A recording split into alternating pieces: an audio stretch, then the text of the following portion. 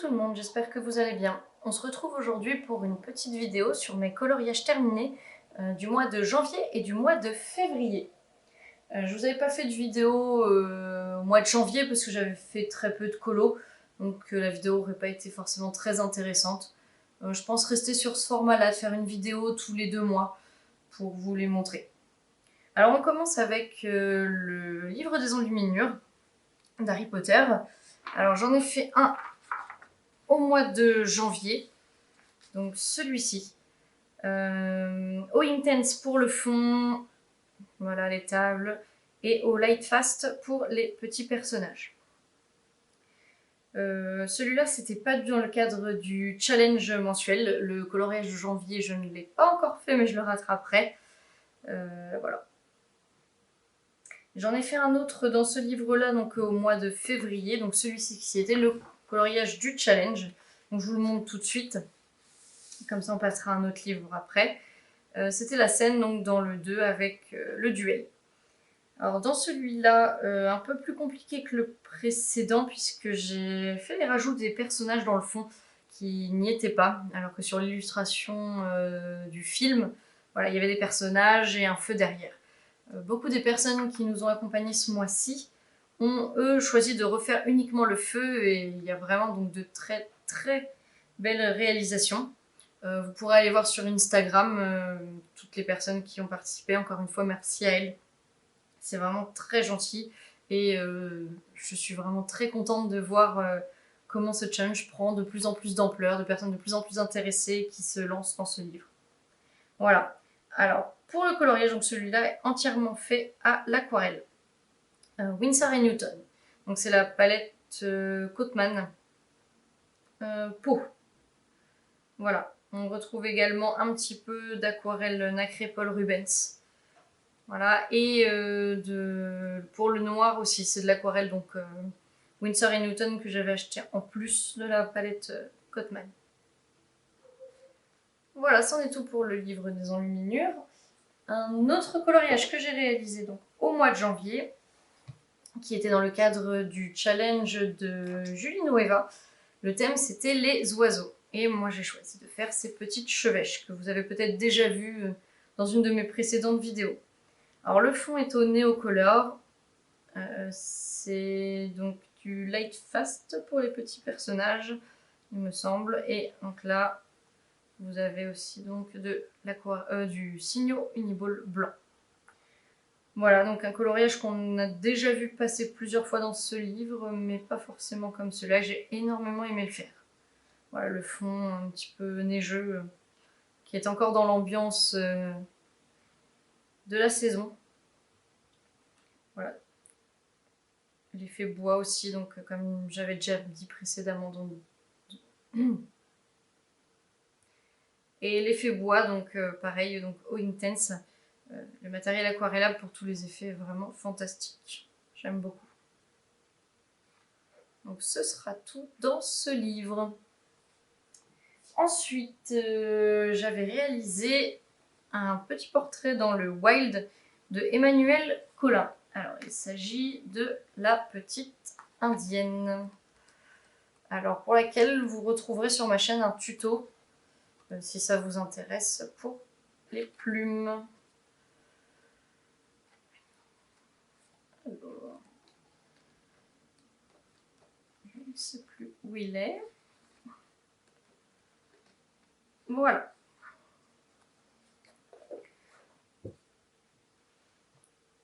Alors, les plumes, donc intégralement au Light Fast, mais vous trouverez donc dans la vidéo tuto des équivalents chez Polychromos.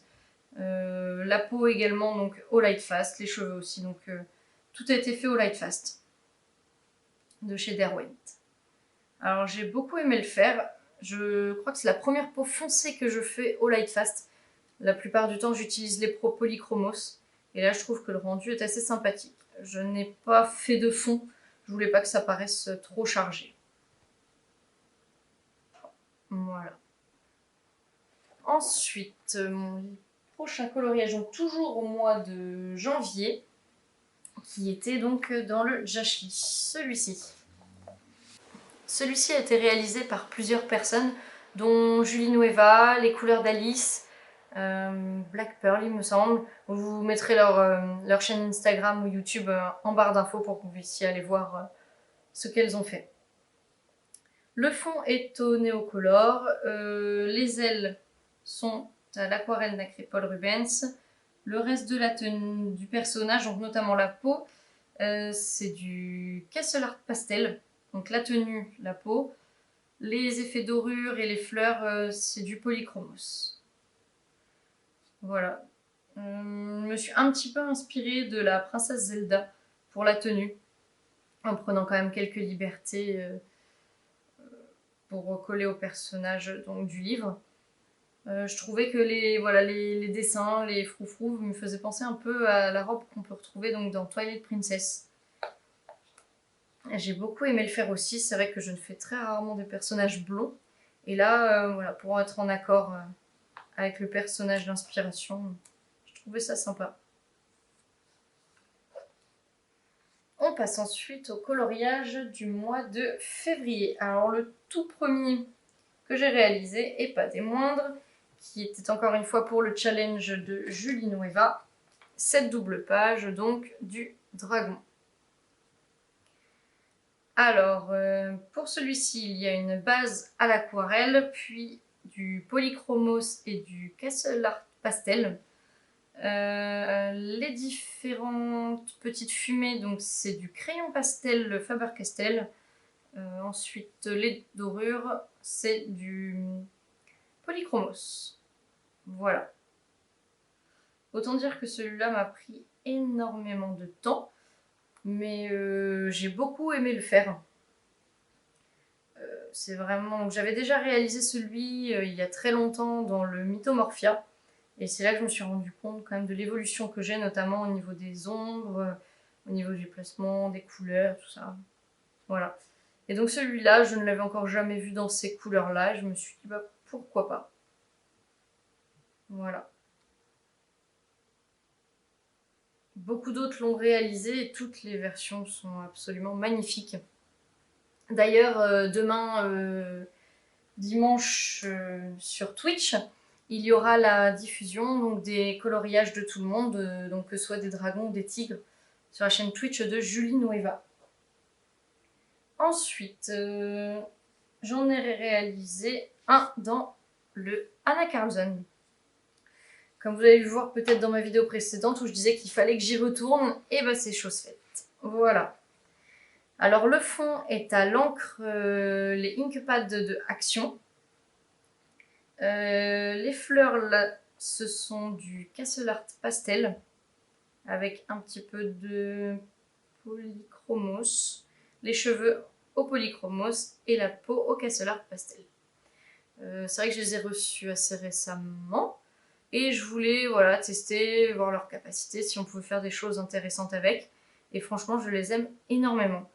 On peut vraiment faire voilà, des portraits. Après, on peut très bien les mélanger avec d'autres gammes. Moi, j'ai essayé avec les Light Fast et les Polychromos et je trouve que ça va plutôt bien ensemble. Voilà, les combinaisons se font bien. Les dégradés aussi. Alors, vous verrez le mois prochain, donc dans la vidéo que je tournerai en avril, un autre portrait sur lequel je suis dans les Anna Carlson, qui là est un énorme défi, puisque je pars sur un portrait très coloré. Voilà, j'espère que ça vous plaira également. J'ai réalisé un petit coloriage assez rapide dans le Cute and Creepy, ça faisait très longtemps que j'y étais pas allée, et c'est vraiment des colos rapides, assez détentes. Alors, pas forcément dans le thème du moment, mais voilà, j'avais envie. Donc, encore une fois, un coloriage tout à l'aquarelle.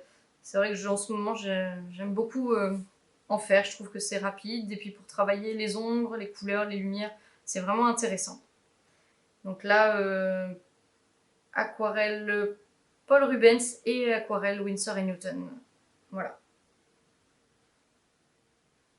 Donc, je voulais une chouette un peu réaliste. Et puis après, bah, pour le crâne, parti sur quelque chose d'un peu plus morbide, un peu plus sanglant. Mais je trouve que l'effet voilà, de l'aquarelle rend bien l'effet un peu plus tache de sang sur les images. Donc un autre coloriage que j'ai réalisé au mois de février intégralement à l'aquarelle et qui m'a permis d'attaquer un livre que j'ai depuis quelques temps maintenant, dans lequel je ne m'étais pas encore lancée. Donc c'est le Fine Color de Gugeli. Alors celui-là, vous le trouvez sur AliExpress essentiellement. Alors, et le voici. Celui-ci. Alors honnêtement, travailler l'aquarelle dans ce livre, c'est vraiment un vrai bonheur. Le papier est très épais, l'aquarelle réagit très très bien. Donc là, j'ai utilisé énormément de techniques de mouiller sur mouiller, notamment pour les volants de la robe. Et c'était vraiment super. Et comme vous voyez, ça n'a pas traversé, le papier n'a même pas gondolé. Donc je pense que ce livre-là, je risque de le faire, en tout cas en majorité, à l'aquarelle. Donc une illustration voilà, assez légère, assez... voilà, vraiment, je voyais pas la faire autrement qu'à l'aquarelle pour apporter cette légèreté, cette fluidité. Quelques effets de lumière aussi que j'ai essayé de refaire à l'aquarelle, ce qui est bien plus compliqué pour moi qu'au crayon de couleur, même si je pratique l'aquarelle depuis plus longtemps que les crayons. Et voilà, ça permet vraiment de voir une autre perspective et d'autres choses qu'on peut faire dans le coloriage. Donc n'hésitez pas vous aussi à vous lancer ou à me dire si vous en faites régulièrement ou pas. Donc, ce sera tout pour ce livre-là. Il me reste à vous montrer donc deux gros coloriages faits donc dans le Mythomorphia. Alors le premier, c'est un duo avec Alexandra. Je vous mettrai sa chaîne Instagram en barre d'infos. Donc une double page, parce que c'est un livre que je veux énormément avancer. Voilà, donc celui-ci. Le fond, c'est du Neocolor et du Gelatos, pour la plupart, un peu d'aquarelle aussi. Les arbres, c'est du Drawing avec du Polychromos et du Lightfast. Les petits champignons, c'est du Lightfast. Voilà, pour l'essentiel. Un petit peu de Intense aussi, oui, c'est vrai, pour les petites maisons, là, les feuilles. Voilà, tout ce qui va faire un petit peu aquarelle, voilà. Il y a aussi du Intense. J'avoue que quand je me suis lancée, je ne savais pas du tout quoi faire. Et comme si vous allez voir la chaîne Instagram d'Alexandra, vous verrez que le sien est complètement différent avec un ciel pastel. Moi, je voulais partir sur des tons un peu tonales, des couleurs automnales en tout cas.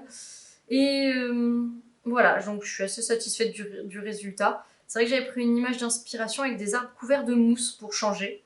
Et je trouve que le rendu s'en approche assez bien. Voilà, j'espère qu'on voit bien sur la vidéo. Mais voilà. Donc je me suis pas éparpillée dans les couleurs. Je voulais pas faire quelque chose de trop coloré, enfin trop flash. Je suis restée dans les tons un peu plus naturels. Voilà. Et ensuite, dans celui-ci, je suis partie sur la double name page. Je m'étais dit que dans les Kirby Rosen, je ne les mettrais pas forcément en couleur et bah, celle-là m'a énormément inspirée. Alors, toutes les pierres, que ce soit là ou sous l'eau, ont été réalisées au Intense. Vraiment, ça a été assez rapide, beaucoup plus que ce que je pensais. Et les animaux, en fait, m'ont permis de tester les Castle Art Gold. Je vous ferai une vidéo dessus prochainement pour vous donner mon avis, donc ce sera une vidéo très rapide parce qu'on a déjà d'autres avis sur YouTube, des avis avec lesquels je suis d'accord ou pas. Et c'est vrai que quand moi je regarde une vidéo pour avoir un avis sur une gamme de crayons, j'aime bien aller à l'essentiel. J'ai pas envie de vidéos qui s'éternisent trop, donc voilà, je vous ferai un petit format, je pense, sur ça. Donc voilà, tous les petits animaux imaginaires là sont au Castle Art. Je dois vous dire qu'ils me plaisent énormément. Les Castle Art Gold, j'ai commencé avec les tout premiers Castle Art et vraiment ceux-là, alors que j'aimais déjà énormément, mais alors ceux-là les surpassent vraiment grandement. Voilà, donc le fondu se fait vraiment bien, voilà, j'aime beaucoup. Du coup, peut-être que les autres name page de Kirby, je les ferai également, on verra. C'est vrai que certaines sont plutôt redondantes avec les coloriages qu'on a dedans. Vous voyez par exemple ici, là on a de nouveau donc les pages d'introduction, je ne sais pas si je les ferai en tout cas. Voilà. Celle-là, ça m'étonnerait. On verra plus tard, mais celle-là, oui, j'étais assez inspirée. Voilà. Et donc ce sera tout pour mes coloriages du mois de janvier et février. N'hésitez pas à me laisser un petit commentaire pour me dire celui que vous avez préféré. Et donc on se retrouvera le mois prochain, fin du mois prochain, pour les coloriages réalisés de mars et avril. Voilà, je vous souhaite une bonne journée, je vous dis à bientôt.